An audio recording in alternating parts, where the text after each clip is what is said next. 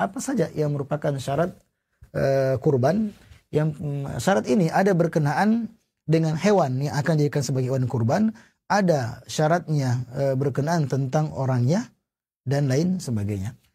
Nah, di antara syarat kurban yang pertama, antakuna min bahimatil an'am, dilihat dari jenis hewan yang akan kita kurbankan. Maka mesti dari jenis bahimatul an'am, yang kadang kita terjemahkan bahimatul an'am dengan hewan ternak. Ya, hewan ternak itu terjemah kita. Tapi kalau dimasukkan bahimatul an'am, urfnya orang Arab ketika menyebutkan bahimatul an'am, maka dimaksudkan adalah jenis al-ibil, al-baqar, al-baqarah, wal-ghanam, wa ma yulhaqu biha. Jadi ada hewan yang termasuk dalam kategori bahimatul an'am yang disebutkan oleh Allah Subhanahu wa taala di dalam surat Al-Hajj ayat ke-28, alama razaqakum min bahimatil an'am. Bahimatil an'am, jadi menyembelih apa yang telah Allah karuniakan kepada kalian dari jenis bahimatul an'am. Bahimatul an'am, entah onta, nih Mr. Onta, ya. Kemudian ada al-baqar, ya, apa bakar? Al-baqar, ya, kalau orang Malaysia bilang sepi, ya. Ini al-baqar dan juga al-ghanam atau kambing, kalau sebagian orang mengatakan bek-bek, ya. Jadi ini adalah termasuk dari jenis bahimatul an'am yang para ulama kita menyebutkan dan apa yang semisal dengannya, masuk marganya, ya, seperti kalau al-baqar yaitu apa? Jamus atau kerbau. Ghanam nanti ada maiz, ada macam-macam, ada domba, ya, ada domba, tapi yang semisal dengannya, maka inilah yang sah dijadikan sebagai hewan kurban. Maka tidak boleh berkurban dengan sesuatu yang bahkan tidak masuk bahimah, tidak masuk an'am, ya. Kalau bahimah kan biasanya hewan berkaki 4, ya. Itu bahimah, ya. Hewan-hewan mamalia, ya, bahimatul bahimah. Nah, ada yang dengan jenis unggas seperti berkurban dengan ayam. Nah, tidak boleh ketika dia mengatakan dia hitung nilainya satu bagian sapi, ya, 1/7 dari sapi, dia hitung-hitung, contohnya saja, kayaknya kalau saya sembelih 40 ekor ayam, satu ayam 50.000, 50.000 dikali berapa? 50.000 dikali 4 umpamanya 2 juta, ya. Ya. Ya, dia kali-kalikan 50.000, satu ayam 50.000. Ya, kalau dikalikan dengan 40 umpamanya, ya, 30, kayaknya sudah cocok untuk senilai dengan bagian sapi umpamanya. Maka dalam keadaan seperti tidak diperbolehkan karena dia tidak termasuk dari jenis bahimatul an'am. Termasuk juga di sini bahimah tapi bukan an'am. Seperti kuda. Kuda itu halal dimakan. Zabahna farasan al-adi Rasulullah SAW. Dalam hadis disebutkan tentang diperbolehkan untuk makan khail, makan kuda. Akan tetapi untuk kurban tidak diperbolehkan. Akikah atau kurban tidak diperbolehkan karena dia tidak termasuk dari jenis bahimatul an'am. Ini perlu diperhatikan, ya. Perlu diperhatikan jenis-jenis hewan. Syarat pertama, antakuna bin bahimatul an'am, harus termasuk dari jenis bahimatul an'am. Onta, sapi, atau semisal dengannya, semarga dengannya, kambing dan yang semisalnya. Itu syarat yang pertama. Yang kedua, antablugh as-sin al-muhaddad syar'an. Jadi antablugh as-sin al-muhaddad syar'an. Jadi jenis hewan atau hewan yang akan kita kurbankan telah sampai, ya, usia yang telah ditentukan secara syariat. Jadi dia telah mencapai usia tertentu. Mencapai usia ya tertentu. Kan kalau sapi, onta atau kambing ketika lahir tidak ada akte kelahirannya. Ya kan? Jadi tetapi ada ciri-cirinya yang menunjukkan dia telah sampai pada usia tertentu. Dalam agama dipersyaratkan dengan hewan kurban dari sisi, ya, usianya harus telah mencapai usia yang telah ditetapkan dalam syariat, yaitu musinnah. Musinnah untuk 3 jenis, yaitu onta, sapi dan juga kambing, maka itu harus musinnah. Saniyah. Apa arti saniyah di sini? Ketika Nabi mengatakan Disebutkan dalam hadis yang diriwayatkan oleh Muslim nomor 1963, la tadbahu illa musinna. Jangan kalian sembelih kecuali yang thaniyah. Nah, ini thaniyah, ini dari bentuk giginya, gigi serinya. Kalau onta, dia akan menjadi musinnah ketika ontanya telah genap usia 5 tahun. Jadi sudah genap usia 5 tahun. Kalau sapi telah mencapai atau telah genap usia 2 tahun dan kambing telah mencapai usia 1 tahun. Jadi ada 3 jenis ya, hewan harus thaniyah. Telah mencapai usia yang tadi kita sampaikan, ya bentuk giginya sudah gigi seri, dan bagi onta itu akan terjadi ketika usia 5 tahun, bagi sapi 2 tahun, adapun kambing 1 tahun. Adapun untuk jenis domba maka tidak perlu thaniyah, cukup jaz'ah. Makanya mengatakan illa an ya'sara alaikum, kecuali kalau kamu susah tidak dapatkan, maka diperbolehkan jaz'a minad da'an. Jaz'a minad da'an. Ya, untuk domba diperbolehkan walaupun masih jaz'ah. Jaz'ah itu usianya 6 bulan ya ke atas, 6 bulan. Jadi kalau kita dapatkan anak domba itu kecil ya, cukup kecil. Dombanya usia 6 bulan sudah bisa jadikan sebagai hewan kurban. Adapun kalau kambing yang anak-anak kodong ya, jadi ada anak-anak kambing ya tidak diperbolehkan jadikan sebagai hewan kurban. Ya kadang kita dapatkan ada orang proposal kurban, diminta tolong carikan saya kambing 100 ekor. Maka yang ada di pikirannya adalah jumlahnya saja. Dia cari kambing 100 ekor dan tidak memperhatikan apakah hewan tersebut layak dijadikan sebagai hewan kurban atau tidak. Jadi ada kambing usia masih 5 bulan. Kambing usia 6 bulan, masa depannya masih cerah. Jadi biarkan dia hidup dulu sampai ya tahun depan kalau memang akan dijadikan sebagai hewan kurban. Jadi ini syarat yang kedua ya perlu diperhatikan adalah hewannya telah mencapai usia yang telah ditetapkan secara syariat. Jadi onta minimal berusia 5 tahun, sapi telah sampai 2 tahun, kambing telah sampai setahun, adapun domba maka cukup 6 bulan. Walaupun di foto ini, di gambar ini sudah bukan 6 bulan lagi ya. Masih agak kecil ya, 6 bulan, maka itu diperbolehkan. Kita percepat. Yang ketiga di antara syaratnya antakuna khaliyatan min uyub al-mani min al-ijza. Di antara syarat berkurban bahwa hewan dijadikan sebagai hewan kurban, dia harus lepas ya, bersih, terbebas dari sejumlah cacat yang menghalangi sahnya dijadikan sebagai hewan kurban. Jadi ingat, tidak semua cacat, tidak semua aib mengakibatkan tidak sah hewan dijadikan sebagai dohiyah atau hewan kurban. Tidak.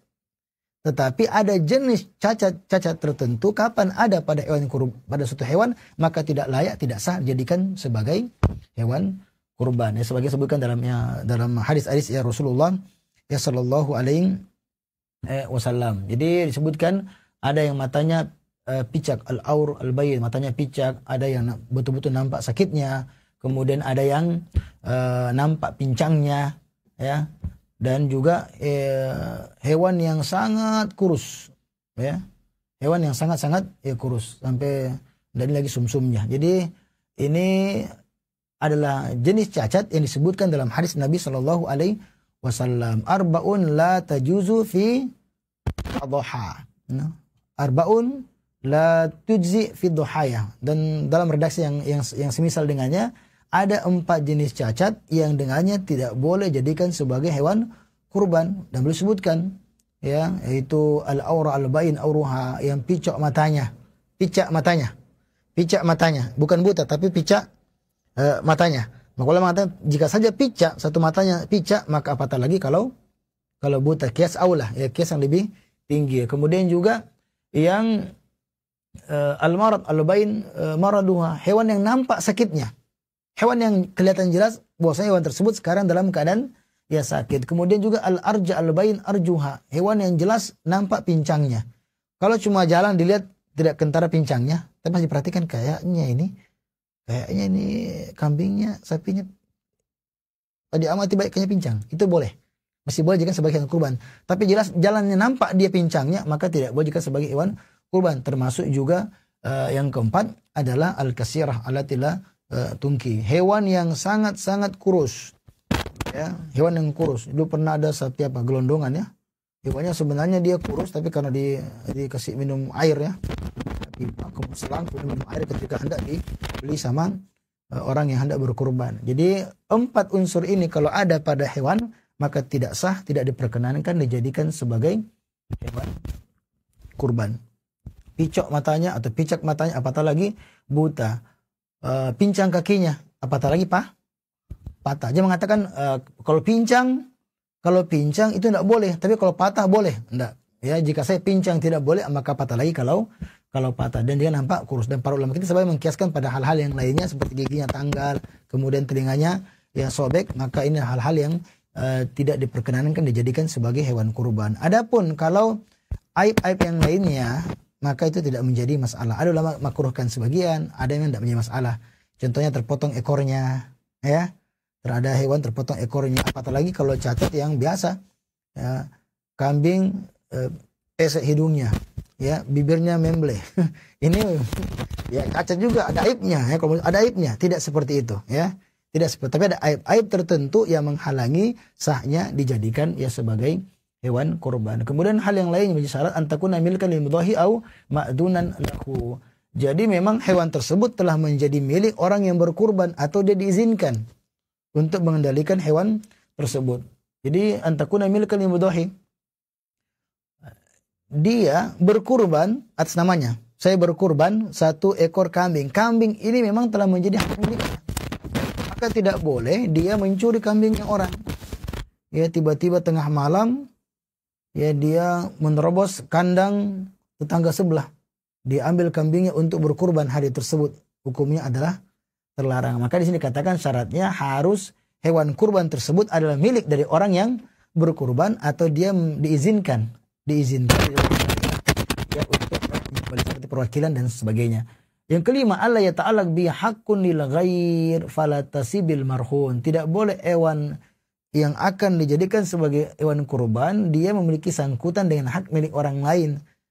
Seperti hewan yang dalam keadaan digadaikan. Ada orang datang ke rumah saudara, dia menggadaikan kambingnya dengan digadaikan 300.000 rupiah. Tiba-tiba masuk 10 hari pertama di bulan Dzulhijjah, masuk hari-hari kurban. Dia mengatakan saya mau berkurban, tidak perlu jauh-jauh. Itu ada kambing di rumah. Kambing yang digadaikan, orang menggadaikan kambingnya untuknya. Masih dalam saat digadaikan. Itu bisa dibebaskan atau tidak? Dia mengatakan tidak perlu. Kenapa yang jauh-jauh? Ada kambing di depan.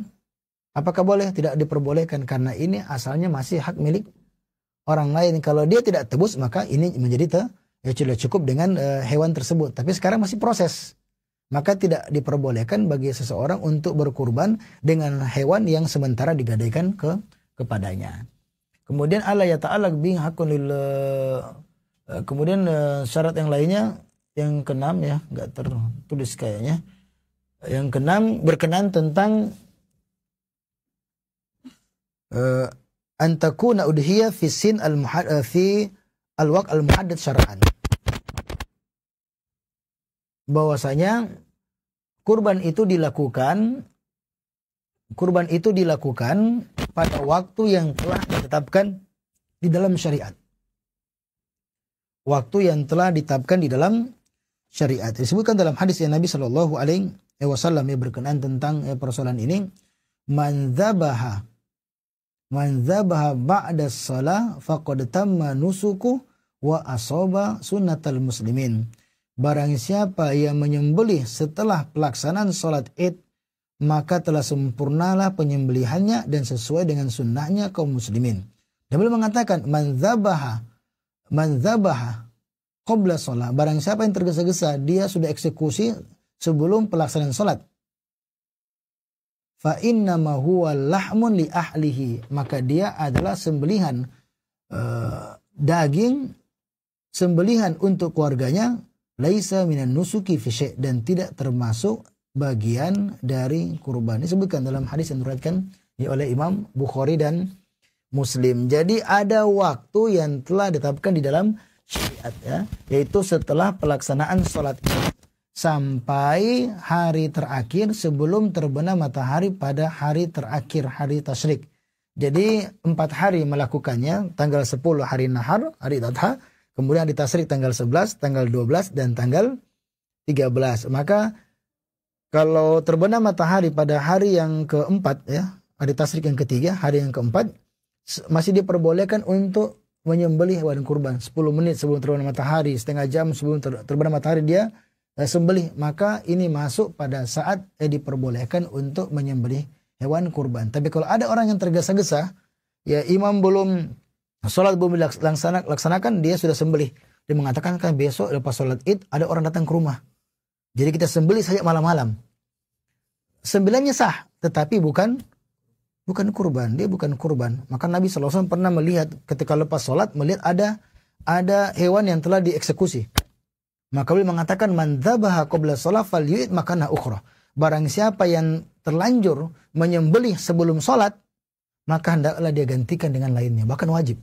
Kalau orang dia sudah niatkan memang untuk berkurban, kemudian dia sembelih nggak pada waktunya, maka dia wajib menggantikan dengan yang lainnya. Maka terburu-buru, ya, itu tidak selamanya terburu-buru dalam keadaan seperti ini tidak tepat karena belum masuk waktunya. Jadi